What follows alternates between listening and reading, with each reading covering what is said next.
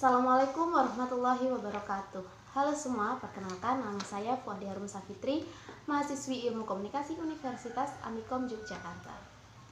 Saya di sini akan menjelaskan tentang teknik dasar dalam public speaking. Sebelumnya, saya akan menjelaskan apa itu public speaking. Public speaking merupakan komunikasi lisan berupa pidato, ceramah, presentasi, dan jenis berbicara di depan umum atau di depan banyak orang. Public speaking juga biasa disebut sebagai pembicaraan publik atau dapat diartikan sebagai berbicara di depan umum atau di depan banyak orang. Banyak orang yang takut dalam public speaking dengan berbagai macam alasan. Ada yang takut, ada yang gugup, ada yang grogi, ada yang tidak terbiasa, ada yang tidak bisa, ada yang takut tiba-tiba ngeblank, ada yang lain sebagainya. Itu semua masuk dalam kategori demam panggung. Nah, berikut beberapa teknik dasar dalam public speaking. Yang pertama, mengatasi grogi atau gugup. Gugup dapat disebabkan oleh dua hal, yaitu tidak terbiasa dan tidak memahami materi. Nah, agar terbiasa bagaimana? Agar terbiasa kita harus banyak berlatih. Agar bisa memahami materi, kita harus banyak membaca dan mencari data tentang materi apa yang akan kita sampaikan. Yang kedua, teknik pernafasan. Berbicara di depan banyak orang jangan sampai terlihat ngos-ngosan atau kurang nafas atau tidak mampu mengatur dan mengendalikan pernafasan. Nah, berikut beberapa cara dalam melatih pernafasan agar pernafasannya panjang dan kita mampu mengelola pernafasan tersebut. Yang pertama, meniup lilin yang sudah menyala dengan jarak 1 meter, ditiup berulang-ulang kurang lebih sebanyak 10 kali. Kemudian yang kedua, tarik nafas dalam melalui hidung, kemudian dikeluarkan pelan-pelan lewat mulut dengan suara zzz. Jadi zzz. Yang ketiga, teknik vokal.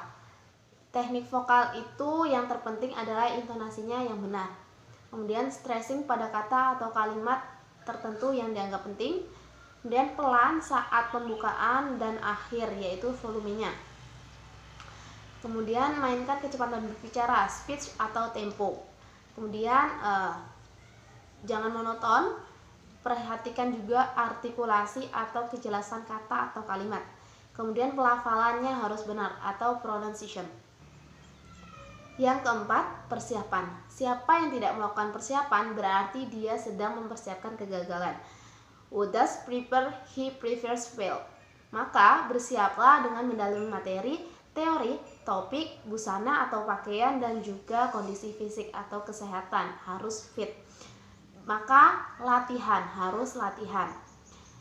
Perfect makes perfect, doesn't it?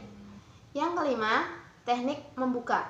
Banyak cara dalam membuka pidato, namun yang paling favorit adalah membuka dengan kisah atau cerita, humor atau ungkapan lucu, mengutip dari pepatah atau kata-kata motivasi, atau langsung mengemukakan materi yang akan disampaikan. Yang keenam, penyampaian atau penguasa. Nah, ada beberapa pilihan dalam menguasai materi.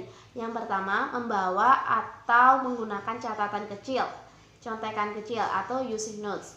Yang kedua, menggunakan alat bantu visual seperti infocus, using visual aids as notes.